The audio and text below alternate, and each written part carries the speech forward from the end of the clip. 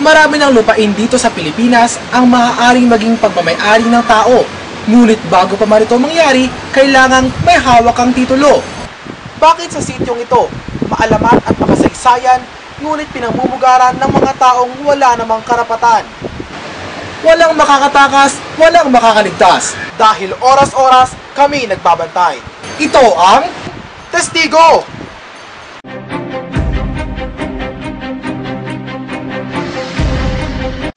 Ito ang Wawa Dam sa Rodriguez, Rizal. Historical site na ito kung ituring ng nakararami. Hindi lamang daw kasi puro magagandang tanawin ang makikita rito, kundi pati na rin ang kapanapanabig na kwento ng makasaysayang dam. Ngunit sa paglipas ng panahon, ang makasaysayang lugar na ito ay walang pakundangang nilapastangan ng mga illegal settlers. Ang ilan sa kanila ay mahigit 30 taon nang naninirahan dito. Ganito noon ang Wawa Dam. Maganda, maayos, malinis ang kapaligiran. Ang Wawa Dam ay binuo noong 1909 ng mga sundalong Amerikano upang mag-supply ng tubig sa lugar na nakapaligid gaya ng Metro Manila. Sa Marikina, sa San Miguel Mateo, at lalo na sa lugar ng Montalban. Magmula noong 1909, napasara at natigil ang operasyon ng dam dahil sa kakulangan ng supply ng tubig. Dumami na ang populasyon, lalo na ang mataas na lupain. So sa likod kasi ng dam ay ang Antipolo. So naging mabilis ang urbanisasyon at ng lugar ng Antipolo at Kainta. Isa pang kadahilanan ay ang batong nakapaligid dito ay adobe. Isang klase ng bato ni Marupo.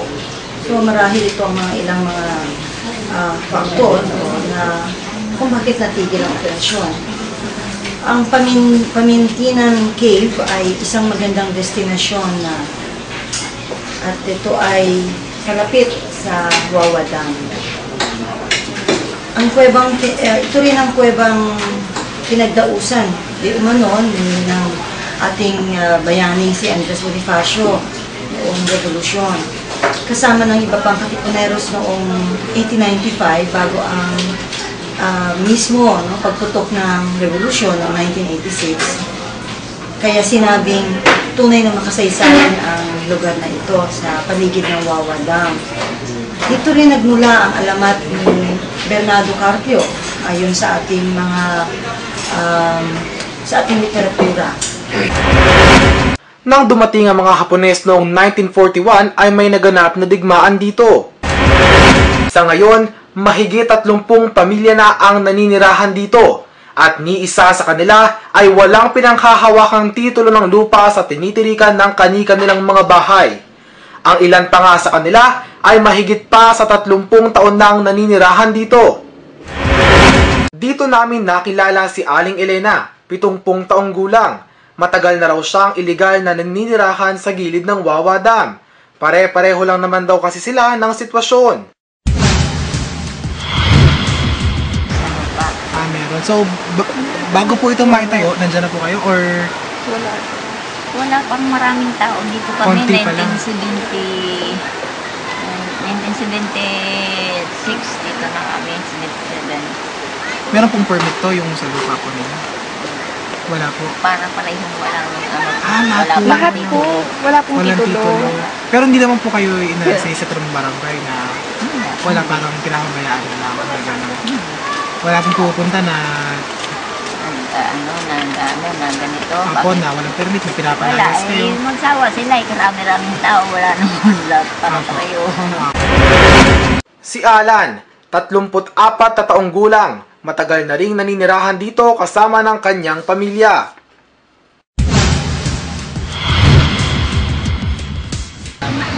Dito, hindi naman po din ano to kasi sa gobyerno. Ibig sabihin ito, ginawa lang kami ritong katiwala namin. Parang caretaker. Sa aming pag-uusap, isang pangalan ng kanyang binanggit na tunay raw na nagmamay-ari ng lupa. Hindi talaga may-ari, kumbaga sila ang naunang umangkin. Sabi na. Ano ang pangalan? Makati. Ano ang pangalan? Karina. Karina? Oo. Ano pa apelyido? Vargas. Karina Vargas. Ano po siya, ordinaryong tao lang? Wala siyang katungkulan? Noong araw, may katungkulan siya sa gobyerno. Marami siyang koneksyon. Pero ngayon, wala. Meron kayong binabayad sa kanyang tax? Wala? Wala. Ginawa kayong caretaker? Wala. Hindi siya nagpupunta rito? Bihira lang din. Kinakamusta kayo, ganun? Oo, ganun kamusta. Sino si Karina Vargas? Bakit niya inaangkin ang bahagi ng lupa sa paligid ng Wawa Dam? Sinubukan ng aming grupo na hingin ang cellphone number ng sinasabi nilang Karina Vargas, pero tumanggi silang ibigay ito sa amin. Laking gulat ng aming grupo na malaman na bukod kay Karina Vargas, ayon kay Ate Herminia, 36 na taong gulang, hindi lang isa ang umaangkin ng lupain, kundi 3 pa lang tao. Kaya ko, hindi ka pwedeng magbalag ng dito. Tiles lang. Mahogany na yan. Ako rin may-ari nun eh. Kasi Kernel Lanchita. Ano po? Kernel Lanchita yun.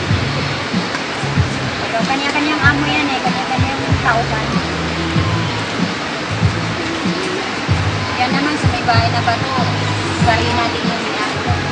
Sinubukan naming humanap ng impormasyon tungkol kay Colonel Lanchica, ngunit kami walang nakuha. Hindi, sa amin yung bahay, pero yung lupa, hindi sa amin. Hindi sa inyo? So, Kanino? May taong may-ari? oo, yung bumili ng rights, kasi dito walang, hindi ka pwedeng magpatitulo. Kasi ano pa rin, gobyerno pa rin dito. Sino po? Sino may-ari? Gobyerno pa rin po, kasi sa gobyerno pa rin. Kasi kami, ginawa lang kami katiwalang may-ari, kasi general bumili dito. General po. Ano pa? General Ismael Apari. Si General Ismael Apari ay 78 taong gulang. Isa raw siyang retired military officer. Sinubukan namin kunin ang kanyang panig, pero bigo kami sa aming pakay.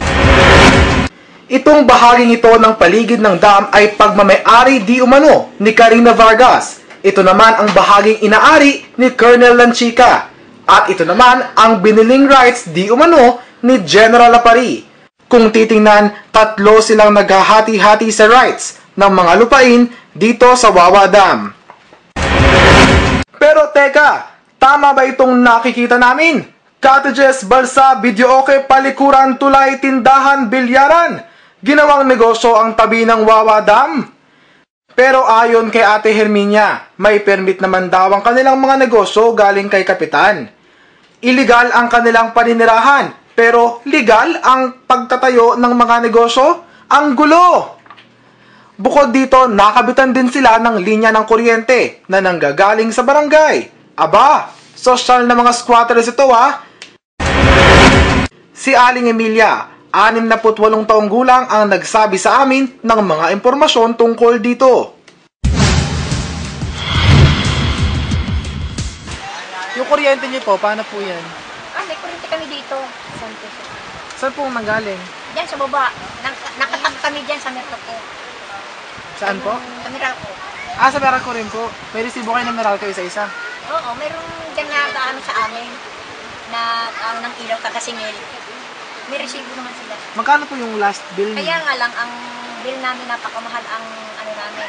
Pinaka-ano namin, 300 ang minimum. Isang buwan. 300. Pinapaliwanag po sa inyo kung bakit 300 ang minimum. Oo, kasi daw, ganito, kaya nga ganun daw malaki ang ano namin dahil nakakapit lang kami sa soba. Tsaka yung kuryente dito, marami na. Nasabi niya. 27 ang kilowatts namin dito. Ganito pala ang kalakaran sa Sitio Wawa. Suportado parang barangay ang mga iligal na naninirahan. Si Mang Dudes, 41 taong gulang, ay halos kapareho ng sinambit ni Aling Emilia. Paano po may kuryente po dito? Meron. Magkano po binabayaran yung bill kada buwan? Yung binabayaran sa per kilowatts, o isang kilowatts, 27. 27 po. Saan po nanggagaling yung kuryente? Yung sa Wawa. Sa barangay po. Parang hawak ng barangay. May binibigay po silang resibo, ganun? Ito pong lugar po nyo dito, may permit po ito? Kumukuha kami ng permit sa barangay. Minarapat na ng aming grupo na puntahan ang opisyal ng barangay na si Kapitan Edgardo Sison upang linawin ang mga issue. Actually, talagang ganun ang tawag sa kanila kasi wala silang katibayan na pinangahawakan na talagang kanila yung lote na yun. At ang lugar na yun ay sakop po ng Pagitinan Protected Landscape. Ayun naman pala, Kapitan Next question po. Illegal settlers po, di ba? Pero binigyan ninyo ng linya ng kuryente? Hindi po ba parang pabor pa kayo sa kanila? Siyempre sa gobyerno, hindi naman natin pwedeng galunin kaagad sila. Kailangan natin tulungan muna yung tao. Pag may programa, ayun, mauobliga tayong dapat hindi bigyan na kasi nga meron tayong programang gagawin dyan sa lugar na yan. Pero sa ngayon, hindi natin po pwedeng, kung ano po yung kailangan ng tao sa tulad namin, siyempre, kailangan tulungan natin po sila. Kahit na po sila illegal settlers at humingi ng tulong sa atin, obligasyon na tulungan po natin. Ang bait naman! Hindi kaya maagang pangangampanya yan, Kapitan? Para mas maging malinaw ang usapin tungkol dito, nagsadya kami sa munisipyo ng San Rafael. Dito namin naabutan si Ministro Orlando ng Housing Program Division. Kasi ang programa sana ng pamalaang bayan ay gawin sa ng ecotourism. May plano ng pamalaang bayan na gawin ibilog, gawin ecotourism. Pero ang problema ngayon natin malaki ay yung mga illegal settler na nandoon ay mayroon silang mga pinanghahawakan na ito'y prinsipyo daw na tungkol doon sa Acopiado Madrigal Foundation. Maayos na pakikipag-ugnayan daw ang kanilang gagawin sa mga taong naroon. Kasi may tuturing nating illegal settler sila ay dahil sa sila'y wala namang pinanghahawakan na dokumentong matibay. Kasi yung mga Spanish title ay wala pong tibay. May title pero walang tibay? Paano ho iyon? Yun ay O-City po yun. O-City, ang dating title, money title. Ano naman na ngayon? Na ginawa ng batas ni Marcos ng Presidential Decree No. 27 ay bali nagiging obsolete yung title dahil doon sa batas. So, pag-aari po yun ng government or ano po? Yan ay sa ngayon ay dahil doon sa Proclamation 1637 at Proclamation 1646, Proclamation 901 ay lumalabas na ito ay pag-aari ng gobyerno. Hindi naman pala dapat pag-agawan at ariin ang mga lupa dahil wala namang tibay ang kanilang mga dokumento. Sinasaad ng proklamasyong ito na lahat ng mga natural at pisikal na diversyon ay dapat mapanatili at mapangalagaan. Isa sa mga nasa kategoryang ito ay ang protected area na tumutukoy sa mga nakilalang bahagi ng lupa at tubig na naitalaga sa pamamagitan ng pisikal at biolohikal na kabuluhan na pinamamahalaan upang maprotektahan laban sa nakakapinsalang mga tao na mapagsamantala. Upang maisaayos ang usapin tungkol sa lupa dito sa Wawa Dam ay nagkaroon ng usapin o forum ang mga residente at ang mga kawani ng Department of Agrarian Reform kasama na rin si Kapitan.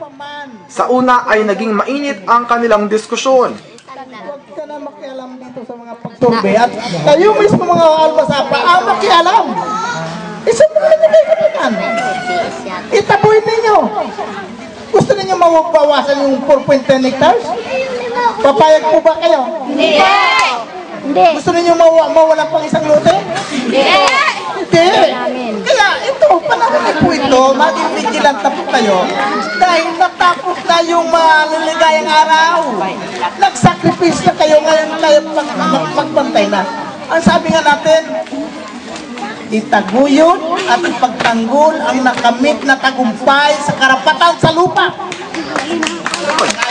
Pero napagkasunduan din sa huli na idadaan sa maayos at tamang proseso ang pagpapalipat sa mga illegal settlers na ito. Mas makakabuti kung gawin niyo yung usapin sa tanggapan ko.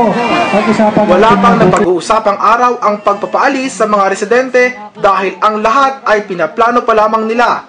Ayon sa mga residente, ayos lang sa kanila na umalis dahil may kasulatan silang pinirmahan na kung kakailanganin na ng pamahalaan ng lupain, sila ay kusa naman ding aalis.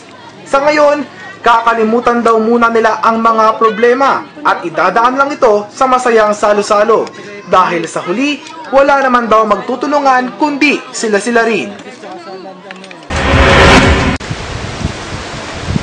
Tayong mga tao ay may mga bagay na maaari angkinin. Ngunit ang mga bagay na ito ay may limitasyon at hangganan din. Tandaan, sa mundong ibabaw, utak ang dapat mangibabaw. Walang makakatakas, walang makakaligtas dahil oras-oras kaming nagbabantay. Ito ang Testigo!